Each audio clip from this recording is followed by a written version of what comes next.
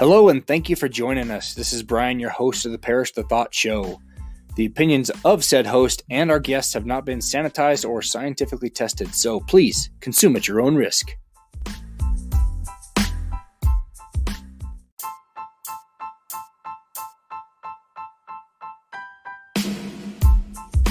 Ladies and gentlemen, and whoever else is listening, welcome back to the show. And today we're doing another episode of a StoryCorps interview that I did with my really good friend Heidi Alldredge, who is a podcaster. StoryCorps they do a nationwide tour with their studio, and they were in Salt Lake last September. So I got my really good friend Heidi Alldredge, who is a podcaster with her own show called Heidi's Lemonaid Stand. And we got together and just talked about our shows and life and communication and talking to people and some of the challenges and that we all go through. And it's just a fun little event. And these interviews through StoryCorps and their One Small Step program are archived in the Library of Congress. So that's a pretty cool thing. So they'll be there till the end of the world, I guess. So I hope you guys enjoy the show, and we'll catch you on the next episode. Thanks.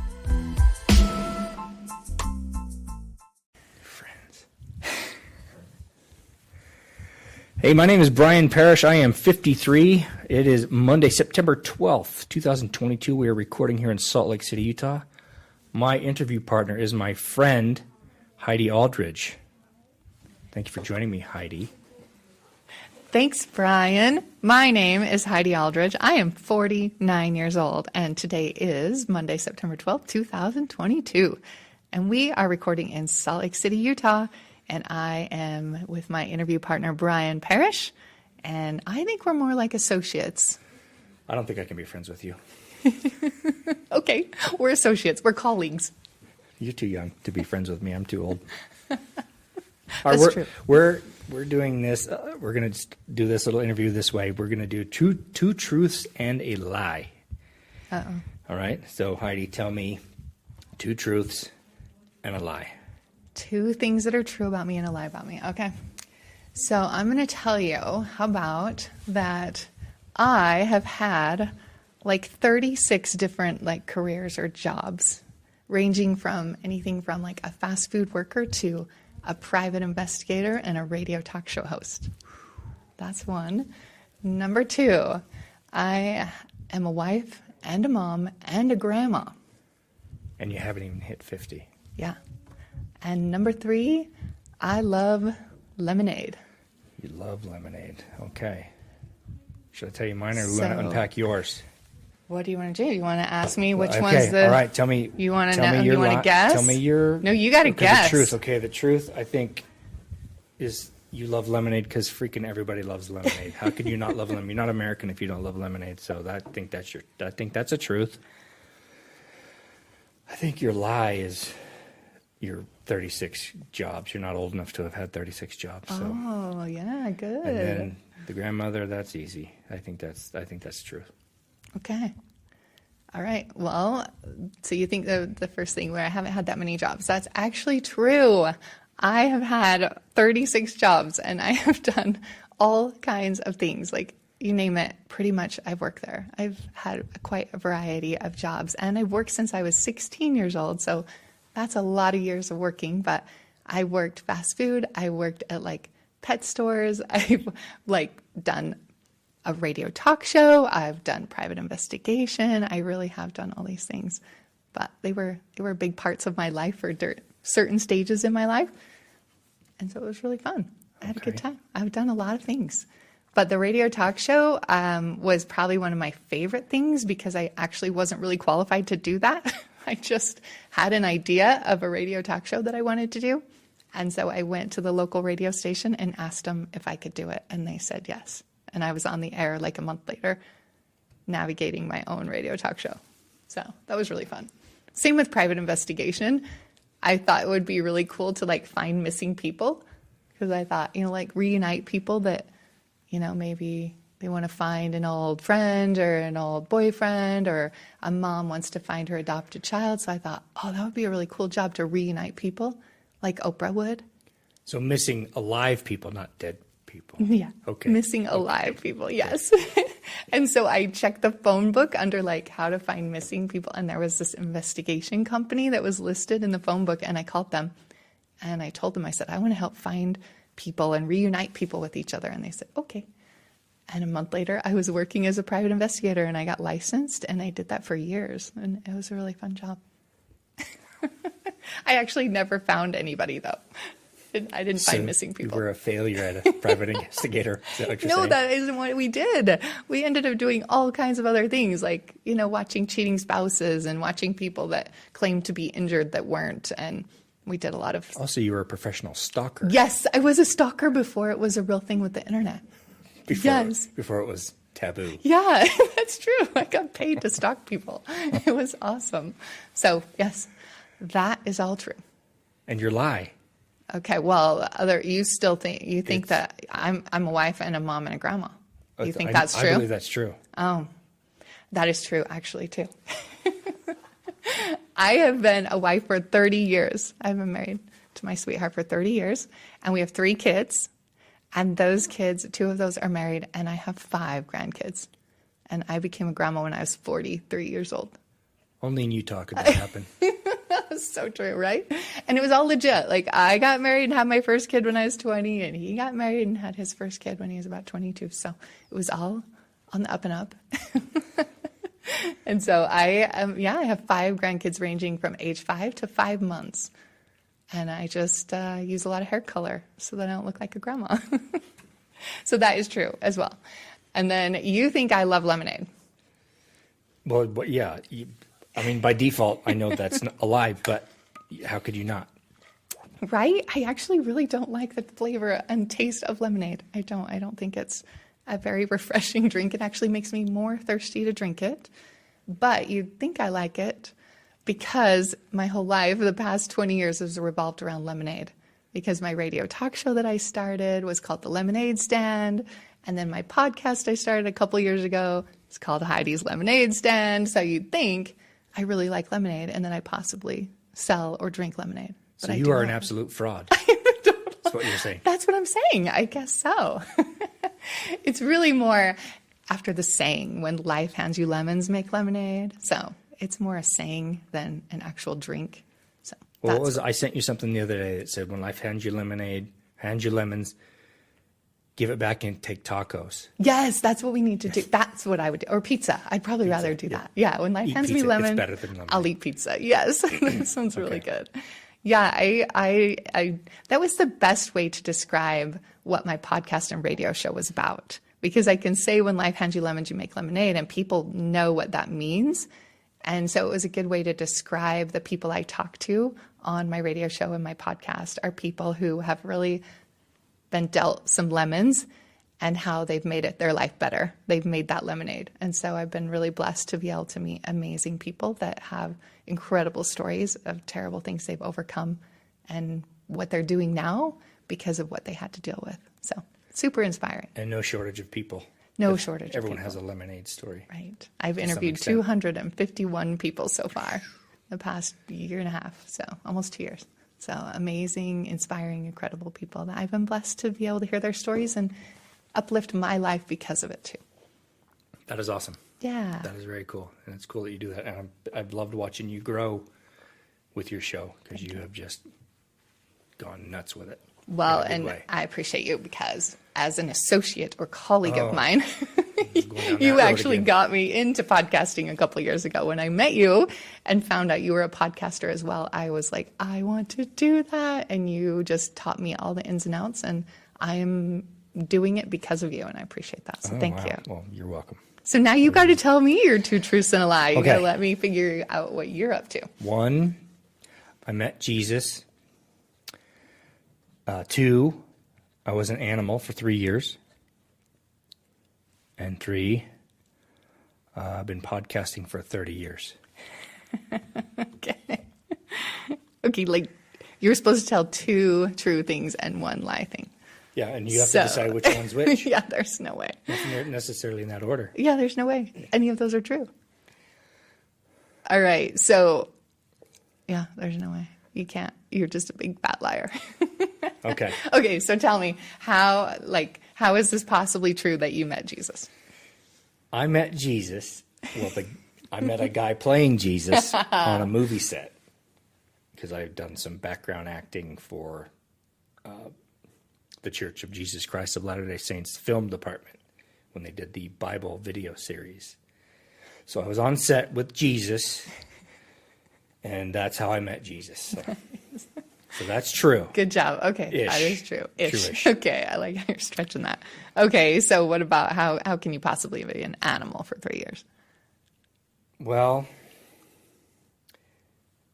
let me think. I put on a monkey suit back in it wasn't a monkey, it was a fox. I was a mascot, professional mascot for the Colorado Foxes.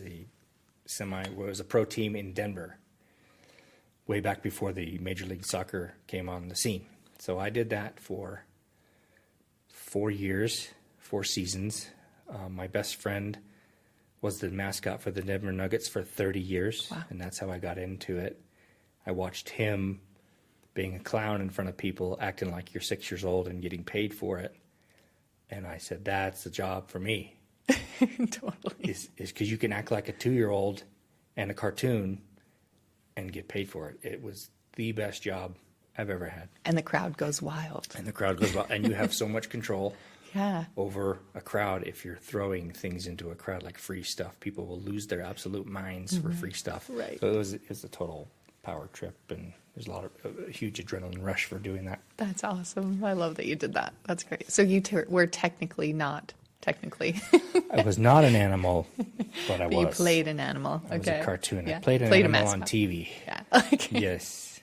Awesome. Okay, so podcasting. I know you have a podcast, but it probably hasn't been around for 30 years. So that's got to be the lie. That is a lie because, for the 30 years. Technology has not. Podcasting has not existed for 30 years. Right. So that's the biggest lie I could come up with today. Right? On the spot. Yes. On the spot.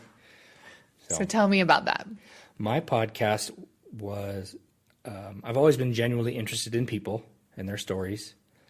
And a few years ago, a friend of mine said, you should start a podcast because you have good opinions and we like how you think about the world. And there was another show based here in Utah called The Story Trek, where they would randomly go to literally random towns, knock on a random door with a camera and say, what's your story? And people would always go, who am I? I have nothing. Nobody wants to hear from me. I'm a nobody. And he would push a little harder, and everyone has a story.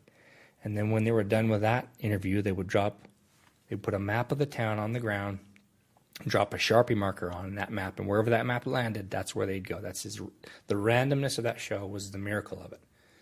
And it was brilliant. And I said, that is the coolest. So I want to do that. And that's my show. It's called Parrish the Thought. And I will talk to anybody about anything. My tagline is the real stories from the not so famous. I don't want to interview famous people because that's all they do, and it would just be another boring interview for them. I want to hear stories like yours. Thanks. Like I've had you on my show. Your story and why you started your show is really heart-wrenching and uplifting. And I think that's a brilliant thing what you do. And what both of us are doing with our show is everyone wants to change the world.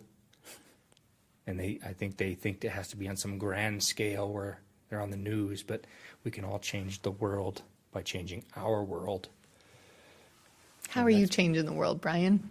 What are you What doing? I'm trying to do with my show is to have people on that on the surface I may not politically or religiously or whatever get along with, where in the past I would have just dismissed them, marginalized them, put them in a box and moved on because that's safe and comfortable. But now I've tried to have people on that going into it, I know they have different political beliefs, different religious beliefs, and just understand an attitude of understanding how that person arrives at where they are in life. Right. Instead of, oh, you're a this, you're a that, but you're in that box now, and now I can understand you because you're in that box. But you actually understand them less by putting them in a box. So that's what I'm trying to do, because we're so polarized, and it's easy to hide behind your keyboard and rip on someone or call it drive-by. You do a drive-by and then there's no accountability.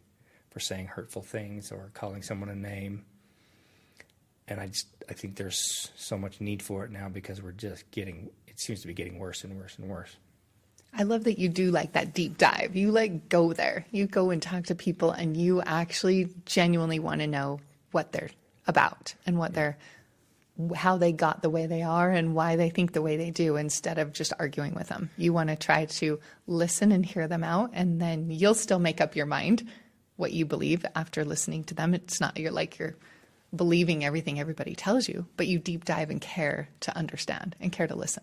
Well, if you and I disagreed on something, if we were doing it through Zoom or online, it's easy for me to say, well, F you, Heidi, right. You suck. But if you're sitting across the table like we are now, I see the human in you.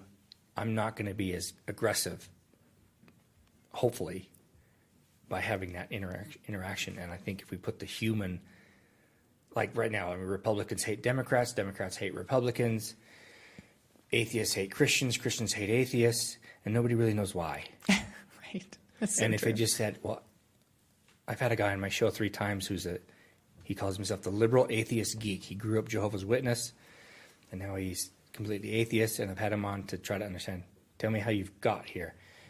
And I don't have to cave in my values or whatever right. by listening to him, but there's a thinking that says, if I even talk to the quote-unquote other side, then they're going to steal my soul and I'll become like them. They're going to get me, kind of thing. I love that you don't believe that.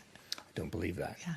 And if we would just take the time to do that, I think we would be a lot better off and just learn how to talk to people, talk to each other again, and care. Genuine caring about somebody else, regardless, and you don't have to change them, you don't have to fix them or save them. Boom. There you go. There you go. Mic drop. Mic drop.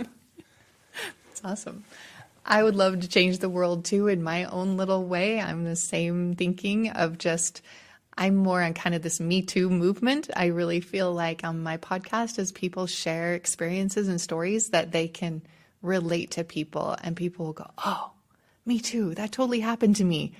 Or I felt that way, or I had that experience, or this tragic thing happened to me too. And it's amazing as we share stories that we can find out that we're not so picked on or so alone, or that nobody cares.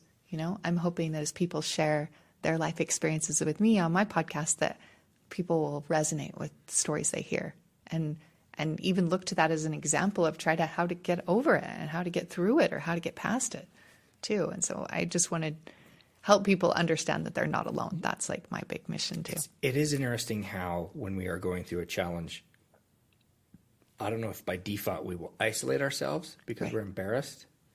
Why do you think that is in all the interviews you've done, all the 251 interviews you have done?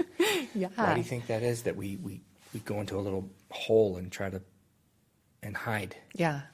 Have you found that as a common theme? Well, a lot of the people I talk to, they struggle with something and then they kind of turn around and go, what can I do about this? And those are the people that are making changes and making life better and making the world better because of what they went through.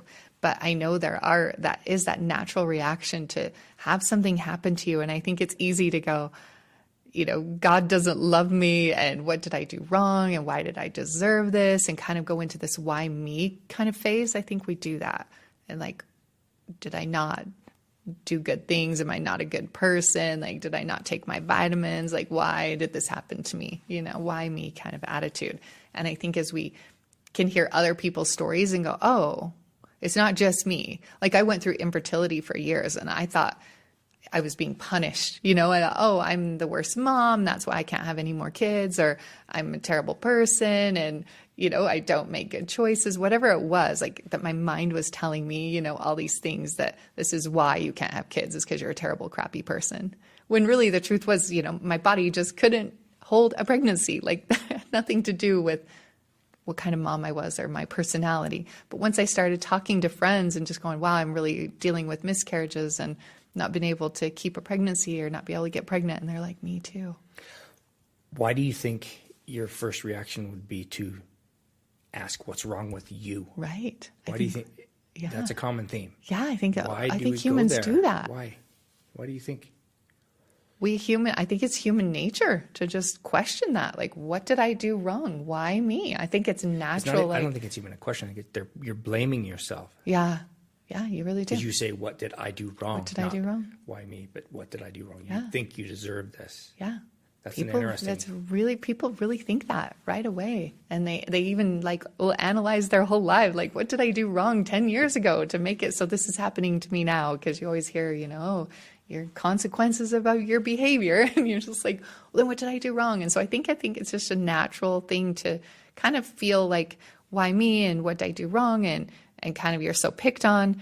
But then I've learned now to like turn it around. And first of all, I say, why not me? Why am I different than anybody else? Like, people have stuff they deal with every day. So why not? That's life, is to have to deal with. Why should I be spared? Why should I be spared? Exactly. So it should be more like, why not me? And then I've even taken it a step further to be like, when something's really great and fabulous and you're just relishing in a moment, like even just right now, you could just be like, why me? Why am I the lucky person that gets to sit across the table from Brian right now and have chat? Why me? So if we start questioning, that's where my friends go. That's what my friends do. Sit. Well, maybe I'm on the friend level now. Always been on the friend level. But I think it's that type of thing where we should question when good things are happening. Why me? Why is this happening to me? And then it'll help us when negative things happen to not question them and feel so picked on. Yeah. Just good. Embrace everything that comes at us. It is what it is. That's what I always say. Well, it is what it is. I hate that phrase, but it's very true. It is so true. Yeah. That's what I teach in my motivational speaking and my teaching. I'm always trying to give tips and advice to help people get through stuff because it's hard. And it's interesting because I know this about you, that you don't think very highly of yourself, but yet you are out there helping people get themselves motivated and get themselves out of their holes. Right. Do you want to How crazy is that? Do you want to share a little bit about that? Or is that too dark? No, it's too dark. Let's just laugh through. That's the irony of what you do, is how I view myself. How you view yourself. Yeah. And I think a lot of myself and probably other people can just relate to this. It's that mean guy in your head, that voice in your head that tells you that you're not cute enough, or you're not smart enough, or you're not thin enough, or you're not enough. Not whatever enough. Not whatever enough. And I think the longer we entertain that thinking, we believe it. And I even had proof back when I was a kid, because I was bullied so bad, that now as an adult, I still rely on that proof of those people that picked on me and told me how ugly I was, that it's like, well, it must be true because they said it. And so I still play it in my mind of like, well, you're still ugly. You're still this ugly little 12-year-old, and that's what I see in the mirror. And so I definitely struggle with that. And so it's something that I have to listen to my own advice, because it's something that's hard to like navigate sometimes, when you're having those days of just not enough and not feeling like you feel like you compare yourself to everyone else too. It's that whole highlight reel, right? Like we compare our worst to everybody else's best. And I teach this, that we shouldn't do this. So thanks for bringing that up, Brian. But we are our best students, right? And best teachers if we can help ourselves get through things too. And so that's something I've had to learn for 20 years now. I've been studying and learning, and positive thinking and the power in that, and manifesting and mindset and all those great things to try to be able to look in the mirror. So it's work in progress. Well, the people that said those things to you, I guess that would be the original fake news. Oh, there you go. And look at it that way. That's a really good way to look at it. And how you believed it. You bought it. Right. You probably didn't even question it. No. And that's the same thing that happens now. People will say something mean or horrible or put something out there that's not real. And just because it's on TikTok or whatever social media of your choice, we like, that must be true. Must be true. We don't even, in fact, there's a thing going around, a rumor going around. I don't know if it's national. I think it's national that there are people that consider themselves furries, identify as furries, and that schools are having to put in litter boxes for people who identify as cats. And I've even spread it around. I always say, I've heard this. I don't know if it's true, but that thing is going like crazy. And I've done just a little bit of research last night, and it's a rumor. It's not necessarily true, but it's amazing how that grows legs. Right. And we just run with it because things are getting crazy. And right. So like, well, And must be true. 'Cause That's I saw totally it on- what I teach now, is to question your thoughts. Like, that's so funny that you'd say that, because we heard it, it must be true. And just like we think it, it must be true. And that's not true. And so I try to teach people to like question their thoughts. And just because you thought it doesn't mean it's true. And so if you can like find the proof, like you did last night, you did the research. You're like, I want to find the proof. You know, I've heard this, I've thought it, and it's not true. And so that's the thing, is like, that's something I even have to learn now, you know, is like, I'm not that 12-year-old little girl anymore that gets bullied and picked on. I haven't been made fun of in a few years, you know, and so where's the proof, you know? And so just because I thought it, just because I look in the mirror and see things, I see all my flaws, does that mean it's true? Because other people might not be seeing what I see. And I'm the same way when I look at someone else. I see all their greatness and all their beauty and all their radiance when I look at another person, you know, and I'm not going to sit and pick apart the size of their ears or the size of the length of their neck or their fingers or whatever. Like, we just don't. We spend all that time marinating in it ourselves, and other people really don't give us much of a thought. And so we need to get over it and question those thoughts and not believe them, and try to turn those thoughts around and think truer, nicer things. So I even had to go as far as like writing down things that were decent about myself to try to counteract those negative thoughts. And it works. It's a really good way to kind of switch your mind and focus on things you do like. Because you're reading it and then not just hearing it in your brain. Yeah. It's different. Yes, definitely. Because you can say, I am a good person. Right. But until you see it written, does it not connect in your brain, even though your brain's saying it? Yeah, very true. We need to tell ourselves nicer things. I even have had that advice of like, would you tell your best friend the same things you tell yourself, you know? And when you're cutting and putting yourself down, would you say those things to your best friend? There's no way. No way you would do that. There's no way I would do that. I would want to uplift her and just encourage her and be like, you got this. You've got rockin' curly hair today. You got this rockin' smile, whatever it is, and be like, you've got this. And so why can't I at least treat myself as well as I treat my best friend? Yeah, because I've never seen what you see in you. Right. I've seen nothing but the opposite. Yeah. It's weird. It's a sick, weird. Twisted mind. It is. It's terrible to be in this head of mine.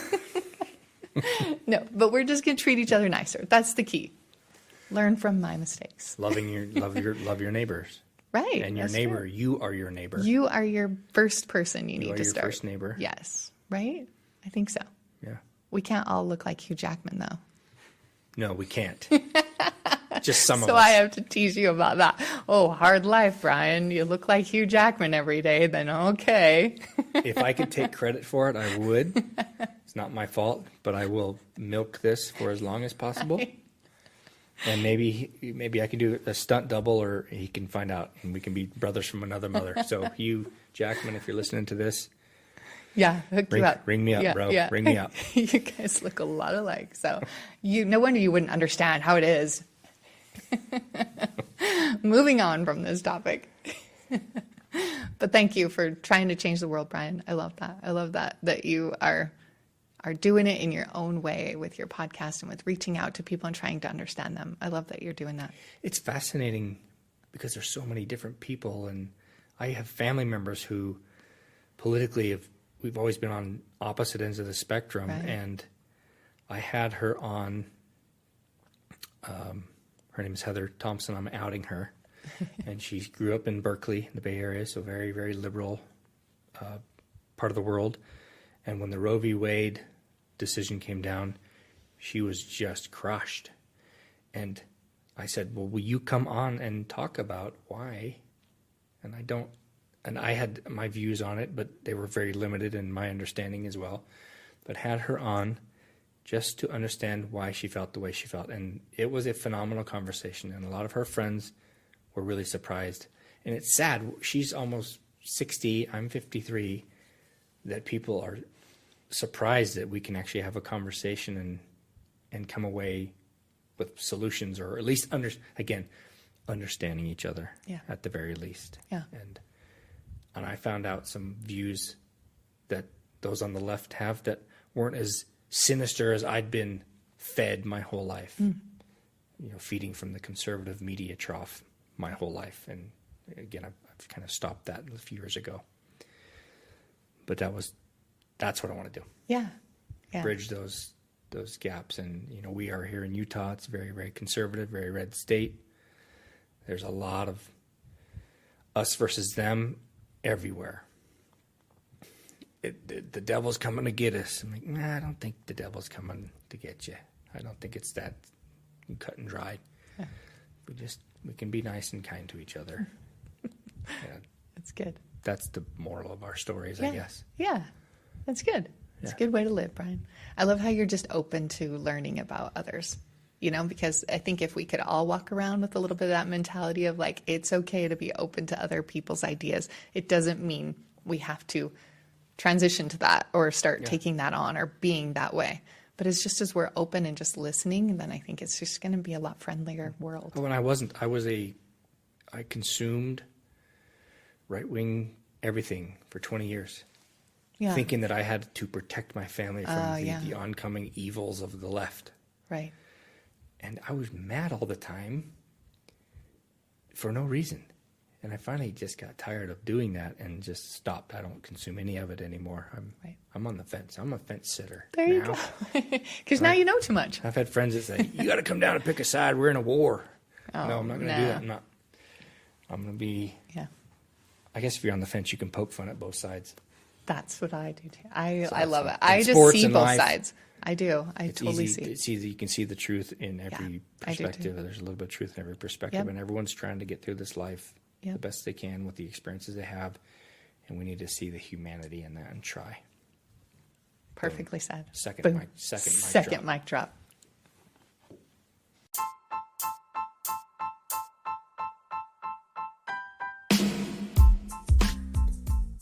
Thank you again for listening to the Parrish the Thought Show. We would love your comments and feedback on our website at briankeithparrish.com/feedback.